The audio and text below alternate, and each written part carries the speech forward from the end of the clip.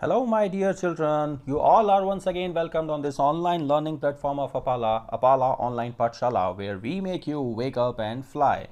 I hope you all are enjoying your vacations very much with these online lectures, with this new era of learning for you from your teachers. So, without wasting time, let me introduce you the today's topic which we are going to start. Yes, this video is going to be very special for the students of class 10 because in this video we are going to discuss the first poem from the textbook of class 10th first flight, entitled Dust of Snow from Robert Frost. Yes, Dust of Snow by Robert Frost. So get ready to start. Before going through the poem, let's have a glance about the poet of this poem, Dust of Snow. Robert Lee Frost, the poet of this poem, was born on 26th March 1874. He was an American poet. Now, dear students, you all should always keep it in your mind that Robert Frost was a poet of Romanticism. Now, Romanticism doesn't mean the Bollywood songs in which you have seen a hero or a heroine singing a romantic song. It is not Romanticism. Romanticism means when the poet starts writing about the beauty of nature, the landscapes, waterfalls, greenery, flowers, moon, sky, autumn, all these things. When they started writing about all these things, that era was known as Romanticism. So Robert Frost was a very renowned poet of Romanticism. His work was initially published in England before it was published in America. Frost's poems he considers the most masterful, including The Witch of Cowes, Home Burial, A Servant to Servants, Directive, Neither Out Too Far Nor In Too Deep, Provide and Provide, Acquainted with the Night, After Apple Picking, Mending Wall, The Most of It, An Old Man's Winter's Night, To Earthward.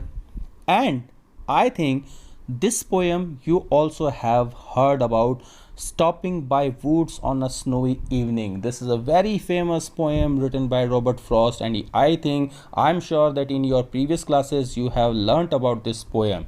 One more important poem written by Robert Frost, and you are quite acquainted with this poem, is Two Roads Diverged in a Woods. Yes, The Road Not Taken is also written by Robert Frost. So I think now you can understand that Robert Frost is not a very new poet for you. It's already a familiar one. You have already learned a lot about Robert Frost in your previous classes.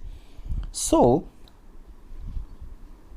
Robert Frost has won the first Pulitzer Prize in 1924. Okay. Now remember, my dear students, that Robert Frost was a 4-time Pulitzer Prize winner in poetry. Okay, he has won this prize 4 times, and first time he won this prize in 1924.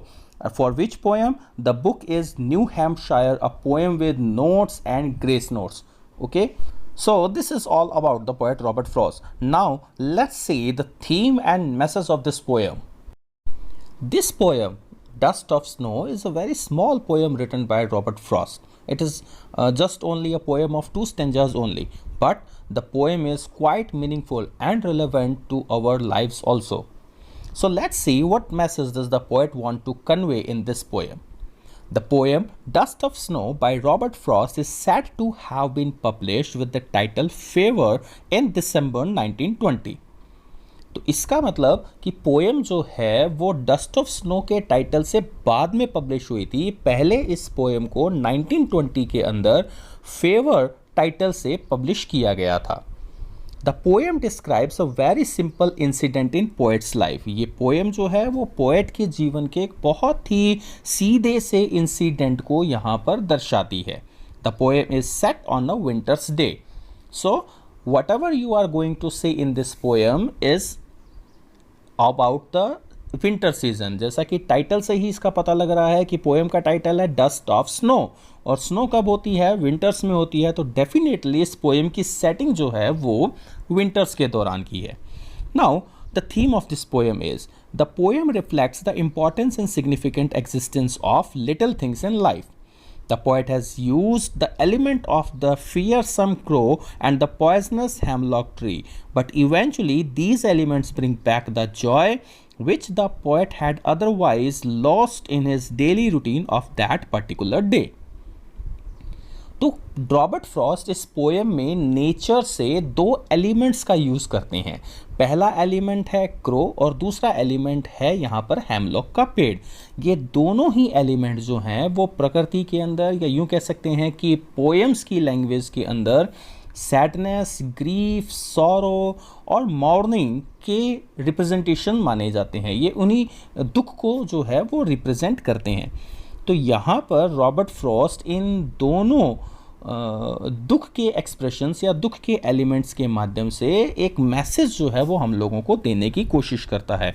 वो बताता है कि किस तरीके से आपके जीवन में एक छोटा सा इंसिडेंट, एक छोटी सी घटना जो है वो आपके लिए एक लाइफ चेंजिंग इवेंट या एक लाइफ चेंजिंग अपॉर्चुनिटी साबित हो सकती है. The poem conveys a thoughtful message that the simple things we do for people around us can make all the difference. The small things in life, if noticed and appreciated, eventually lead to prosperity.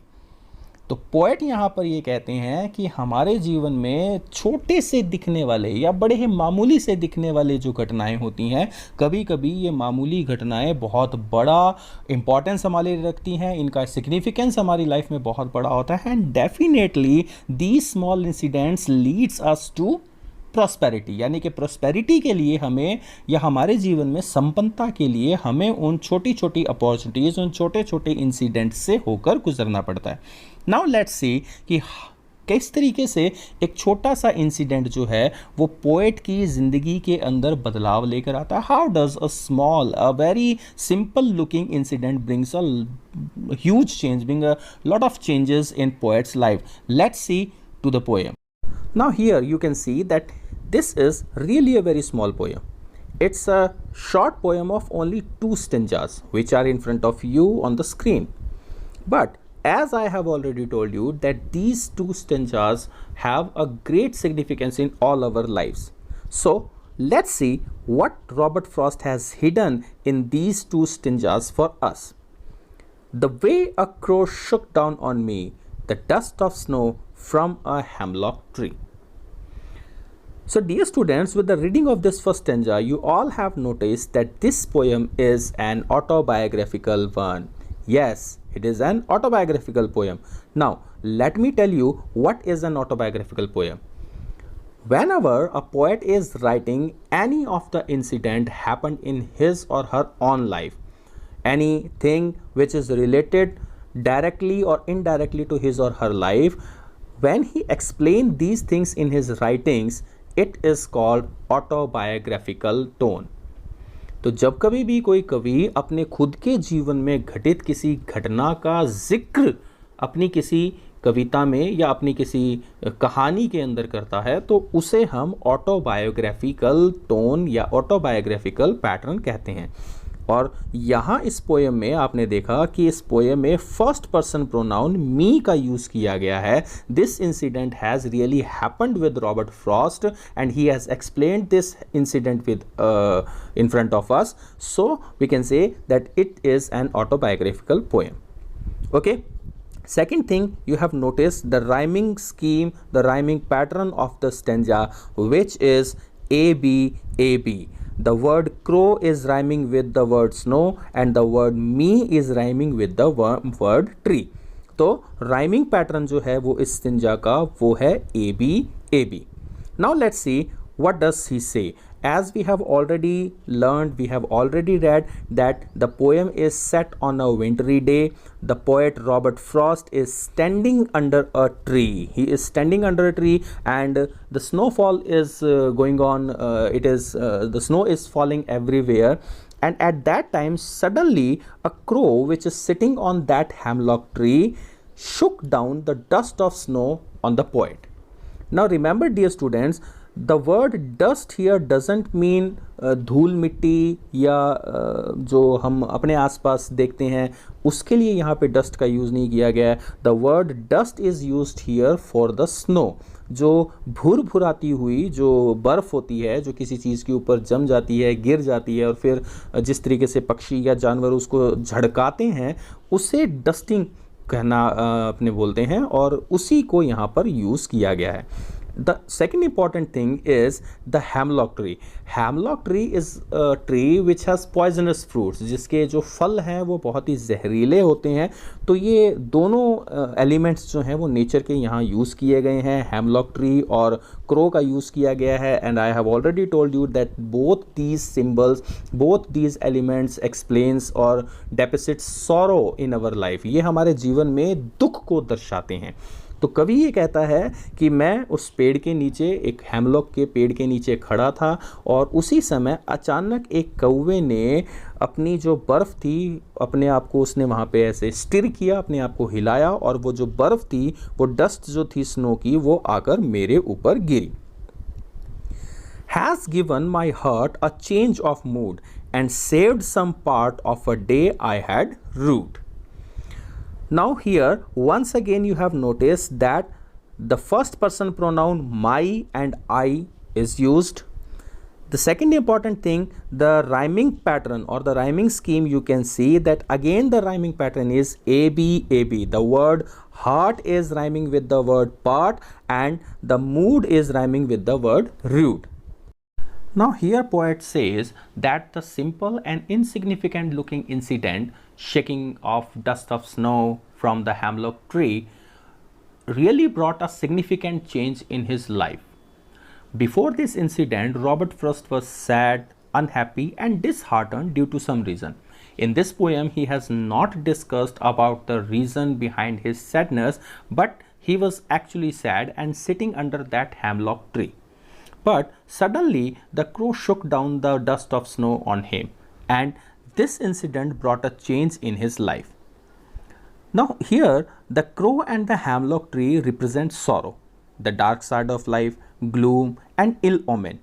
In spite of what he has got in life, the poet is sad and disheartened.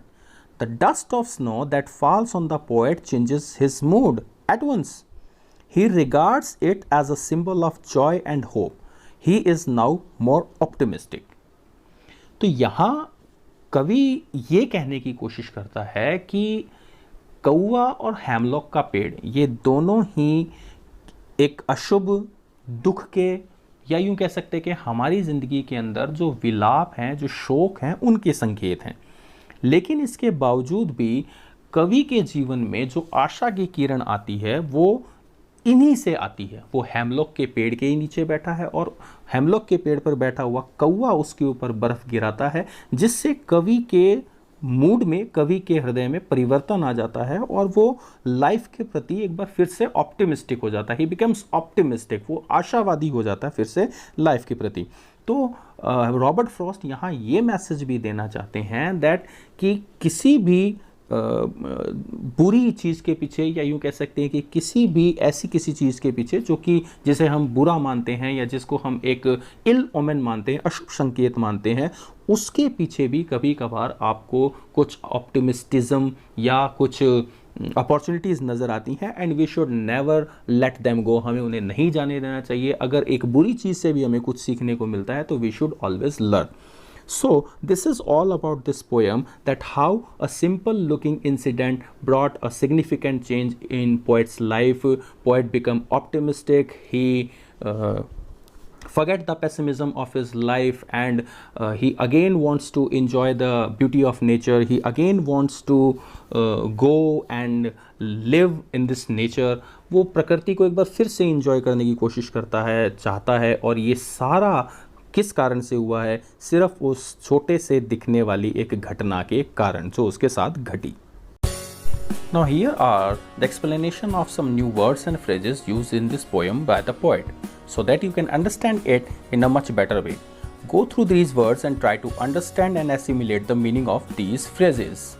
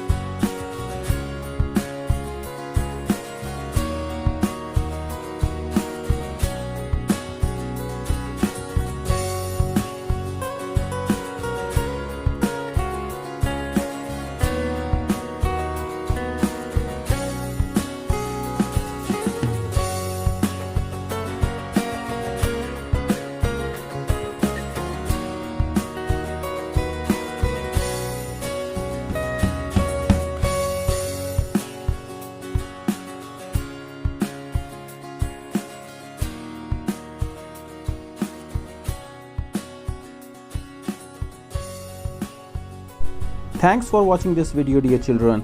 I hope you enjoyed this very much and it is also quite informative to you. So share your experience in the comment box and don't forget to hit the like button. See you soon with another interesting video. Till then, keep smiling and keep learning. Bye bye.